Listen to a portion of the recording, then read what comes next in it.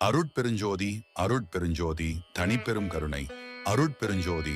எல்லா உயிர்களும் இன்புற்று வாழ்ந்திட, மனித குலத்தை புனித குலமாக்கிட, பூமி மாதா செய்தவத்தால் அவதரித்த திரு அருட்பிரகாச வள்ளலாரின் 202 ஆண்டு வருவிக்கவுற்ற தின விழா. நாள் வருகின்ற அக்டோபர் மாதம் 4ஆம் தேதி, 5ஆம் தேதி, 6ஆம் தேதி 2024. இடம் கருணை நெறிவளர் சபை, சித்தரேவு, திண்டுக்கல் மாவட்டம்.